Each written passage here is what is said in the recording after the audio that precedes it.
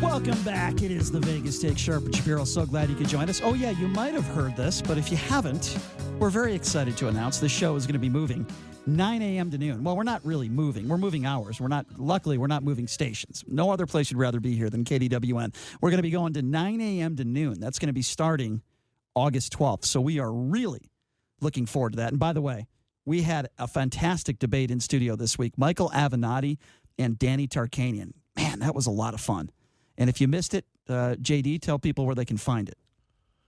YouTube, The Vegas Take. SoundCloud, The Vegas Take. Twitter, The Vegas Take. Facebook, The Vegas Take. There you go. Everything The Vegas Take. We are all over social media. I like it. Go check it out. Make a comment, whatever you like. We appreciate that. We were talking, of course, about this Covington situation. We're going to get to that in a second, but I want to remind you, coming up here at the top of the hour, this is going to be a lot of fun. Award-winning Washington, D.C. Latina radio host. She also happens to be a psychologist. Her name is Dr. Alexis Moreno. Very popular show she does in D.C. So she's going to be in studio here. Since she is a psychologist, I'm going to ask her, what is wrong with Donald Trump? What is mentally wrong with our president? I'm very curious to find out what her answer is. We'll get to that coming up at the top of the hour. That's actually going to be a lot of fun with Alexis in studio. But, of course, as I mentioned earlier, we're talking about this decision by the Supreme Court allowing Donald Trump $2.5 billion, allotting him $2.5 billion for the wall. And we were also talking about this defamation lawsuit that was thrown out by a federal judge in Kentucky in regards to the Washington Post and the way they covered the Covington Catholic High School student Nick Sandman and his family. And we're taking your calls at 257-5396. Again, that number to call if you want to be a part of the conversation, 702-257-5396. Bob, you've been waiting patiently on hold. How are you? I'm well, thank you. How are you, sir? Doing good, Bob. What's on your mind? Hey, Bob. Well, hi, guys. This is regarding misrepresenting the facts, shall we say. I grew up in Manhattan. When I was 16, I moved to Chicago to go to the University of Chicago, continue my education, and I lived there for 36 years, which incidentally was in Illinois' 13th state senatorial district where President Obama got his start. What concerns me is in the 10 years or so that Obama has been on the scene, I have never heard him accurately represented as the first biracial president of the United States. I have always heard him spoken of as black. He isn't. He is biracial. And in fact, calling him black is to revert to some of the worst segregationist terminology back in our dark days. So how would you like the one drop, exactly. Okay, okay. Black. So I see that de Blasio yes. has continued that when he spoke of his son, talking about the fear he has for him with the police, as well, I'm raising a black son. No, he's raising a biracial son who happens to be darkly complected. Now, that would be accurate. I've never heard anyone, whether on the right or on the left side of the media, which is 90% of it, I've never heard anyone make that distinction. Okay, so, Bob, let me ask you this. Sure. I have always said that Barack Obama is the first African-American president that we've ever had. Now, whether he's 75% African-American or 50% African-American, that's enough for me to say he is the first African-American president we've ever had. I will also say Donald Trump is the first orange president we've ever had. You know, I'll say that. I'll say that as well. I'm joking a little bit. But no, in all seriousness, Barack Obama is the first man of color that we've ever had as the president of the United States. Bob, that's fair to say, isn't it? Well, I suppose so. But if you consider the anthropologists who tell us we all come out of Africa, we're all African Americans. Okay, but Bob, come on, Bob. No, I mean seriously. Bob, you sound like a smart guy. I know, but Bob, come on. You sound like a smart guy. Okay, I am a smart guy. Okay, and I believe you are. Okay, so we're talking semantics here. The man is an African American. You can definitely say he is the first man of at least 50% African American African descent to be the president of the United States. So let me ask you this, Bob, since I do think you're a smart guy. You sound like one. You make your point eloquently. So let me ask you this.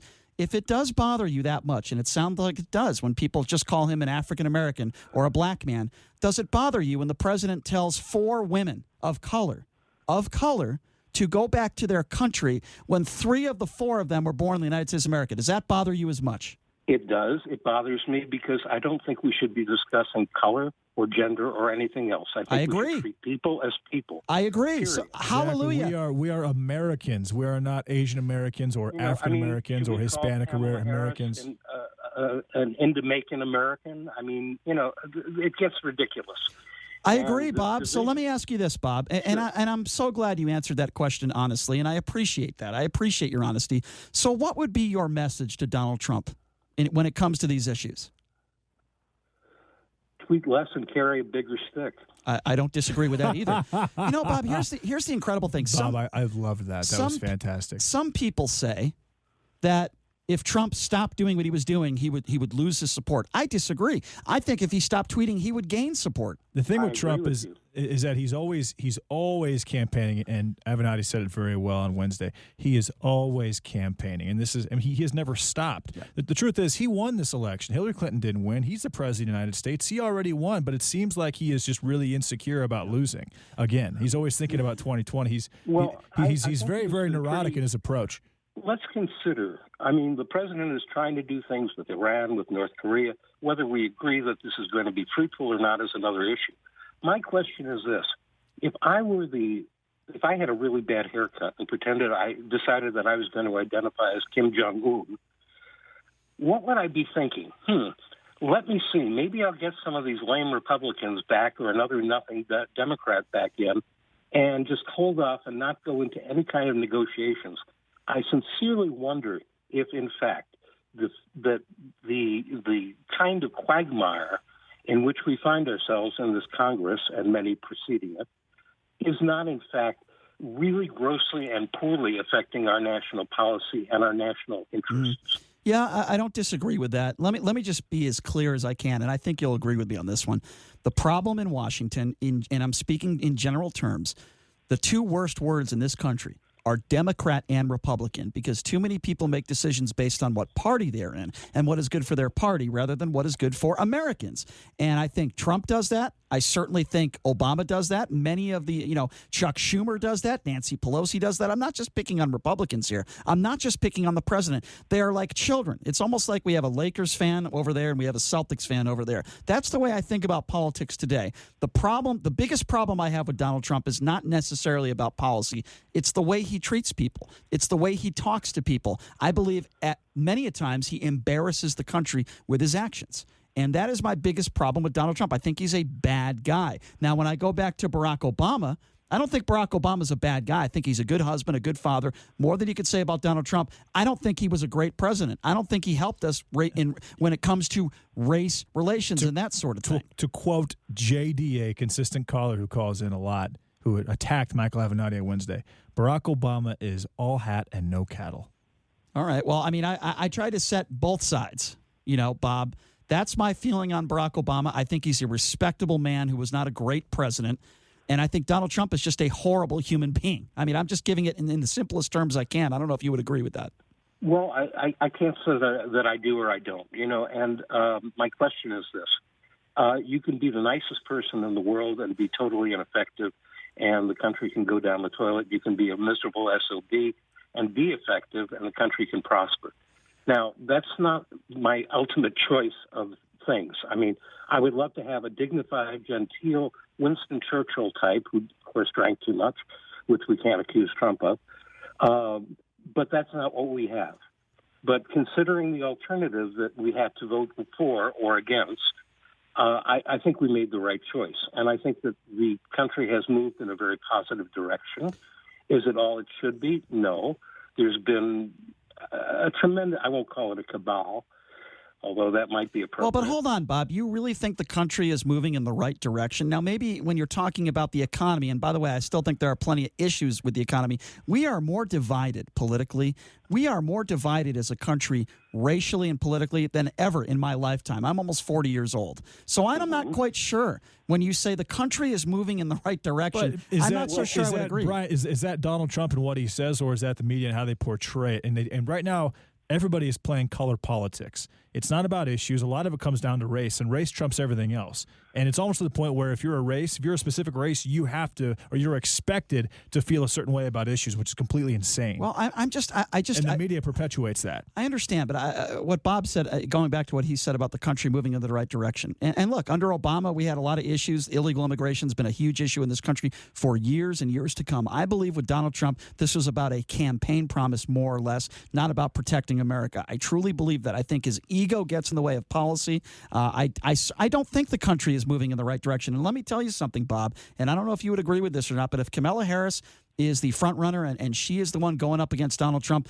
we are going to see racial divide in this country like we have never seen before, and it is going to get so ugly. I'm just afraid for it, and I think the rhetoric needs to stop, and Donald Trump needs to stop it now. This go back to your country nonsense needs to stop. I think what will happen is Kamala Harris will make, and her supporters will make it about race, and Trump will do the exact opposite. He'll try to unify everybody. You'll see. I disagree. You will see. Why wouldn't he? Why wouldn't he? Trump has never tried to unify everybody. He will totally pivot if it comes down to that, because if it doesn't, and both sides are pushing race, there is a legitimate chance that a race war could take place. Give me one moment where Donald Trump tried to unify the country sincerely. I'm saying one moment. I'm saying Trump plays chess, not checkers. I don't even know what that means. I mean, I just think that Trump is the divider in chief. I really do. Go ahead, Bob. Well, in reference to this, I mean, it would seem that listening to Nadler today make his somewhat quasi-correct statements and somewhat misleading statements regarding what the testimony of Bob Mueller was the other day. If in fact you are so convinced, absolutely certain, and I have no reason not to take him for his word, although I doubt it personally, but if you are so convinced this man is the great Satan, the worst evil, the Antichrist, and he is absolutely committed all these treasonous and terrible offenses, you're now taking off 5 weeks?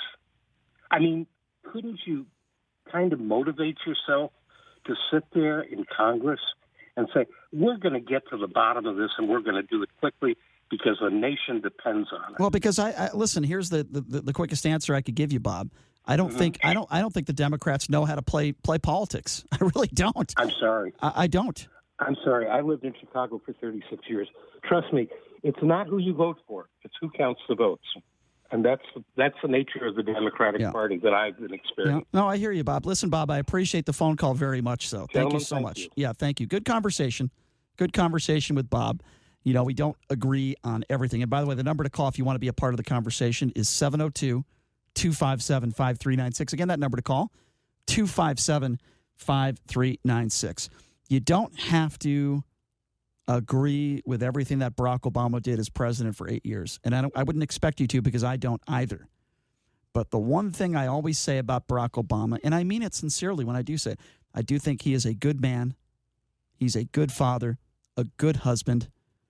I don't think he had any ill will or ill intentions when he decided to become the president of the United States. If we're going to talk about Donald Trump, I certainly believe when Donald Trump put his name in the hat, so to speak, or in the ring, I do believe he never thought that he would actually win. I thought that he did it, and he did it because he wanted name recognition, I guess you could say, is the best way I would describe it. And then when he won the election, I think he was very surprised, as I think a lot of people were, that he won. I remember that meeting he had with Barack Obama when he visited Barack Obama in the White House, and I thought that was such a great meeting because I thought Trump finally toned down the rhetoric. And he showed respect for our president. And I said, you know what? I think this guy's going to go back to the Donald Trump we knew of 20 or 25 years ago. At least that's what I was hoping. And we had Michael Avenatti in studio Wednesday, and he agreed with me, and he felt the same way. But boy, was I wrong. When does it stop? And if you want to blame the media, and you want to constantly blame, it's the liberal media, they go after Donald Trump for this reason, for that reason, usually, not all the time, but usually they have a reason to do that. He is extremely disrespectful towards people that disagree with him. He is a narcissist. He is a liar. Call it for what you will. Just because the economy is doing well, just because some unemployment figures are good, does not excuse the president for telling people to go back to their country. It just didn't. And it doesn't. And anybody that justifies that is complicit, to say the least. There's no question. There's no question. Well, complicit in what? Racism? Yeah, absolutely. When you tell somebody to go back to their country. What if there's a number of reasons why you want them to go back to their country and none of them have to do with race? Well, it's pretty simple to me. What if they say that they don't like this country and you say, okay, well then leave, which is the same thing as going back to your country. Okay, but they don't just say they don't like that. They haven't said that. That's not accurate because the squad, nobody said we don't like this country. I agree. Nobody said that. Go back to your country, you racial slur. exclamation point is racist. You don't have to put go back to your country. To me, isn't definitively racist. I disagree. And we've gone over this several times. And I disagree because there are several reasons why you could want someone to go back to their country, especially if they made it very, very clear that they have issues with the current state of the country. What if 3 or 4 of the women that you're talking about were born in the United States of America and they have to be women of color? You still don't think that any racism is involved here? I don't understand that way of thinking. I really don't. I don't understand what you're saying. No, obviously race is involved because... Of course it is. Mentioning, race is involved. It is racially charged, but it is not racist. There is a big difference there. Race is obviously involved. When you say go back to your country and 3 of the 4 were born in the United States, the only thing that connects that connects the people you're talking about to those countries is the color of their skin. So by default, race is part of the equation. But there could be a number of reasons why you want them to go back to their country. It doesn't mean that it's necessarily racist. Let's keep in mind. But going back to your country and then calling someone a racial slur after it, like Nancy Goodman did, that's a totally different animal. That is 100% racist and unacceptable. But you're trying to say that go back to your country is the same thing that Nancy Goodman did, and that's when just did I say that? I never said that. I mean, it's racist, right? I never said that. Isn't racist, or is there racist plus and racist, or is racist 1 and racist 2? Well, here you go. There's levels of it, right? Okay. Well, here you go. Okay. So what separates? First of all, well, I'm telling you. First of all, there are different levels of racism. Racism is racism, but there are different levels. Listen, there's the guy that wears his white. Hold on, let me answer. There's guys that wear white KKK outfits that use the N-word left and right, and then there are closet racists. There are people out there that are there implied racists? I don't know. I'm just trying to answer your question by saying there's all sorts of different. It sounds like you're levels. trying to find as many possible ways to label somebody as racist. No, I'm saying that there are different levels of racism, some more obvious than others. Yes, the woman we talked about yesterday in, where was it, North Carolina? That is racism. That uses the N-word. Yes. That is clear-cut racism. Well, of course it is. With absolutely no excuses. But I also think it is clear-cut racism when people say send her back, when people say go back to your country. It's not even remotely close to the same thing. You cannot call those two things the same thing because they are not. Well, let me tell you something, JD. Let me tell you something. I would never, ever, in a million years, ever tell anybody to go back to their country, whether they were... What if they said that they don't like where they're at? Then what do we need to do to fix the problems? What are the problems that concern you? How can we appease you out of 330 million people? How can we appease you? That makes sense. That's reasonable. It's not about appeasing. What are the problems that you don't like about the United States of America? How do you think we should improve the problems? And let me tell you something. None of those women, not even Omar, has said that they hate America. None of them has stepped on the flag. They talk about policy. They talk about changes they want in this country. That's what they talk about. And in some cases, they're anti-Semitic. Well, you know what? In some cases, they don't denounce Antifa. In some cases, they don't denounce Al-Qaeda. In some cases, they may compare... Not true. Immigration camps to concentration camps? We got to take a break, but that's not true. Okay. Never has any of these women said positive things about terrorists or Al-Qaeda. That's not true. You're watching too much Fox News. They do not denounce them. Not true. Not true. I could give you instances and quotes where they absolutely have denounced terrorists. That's not true. That's what you hear on Fox News. We got to take a break. Coming up next, we'll ask award-winning Washington, D.C. Latina radio host and psychologist Dr. Alexis Moreno what she thinks about all this when we come back. You're listening to The Vegas Take.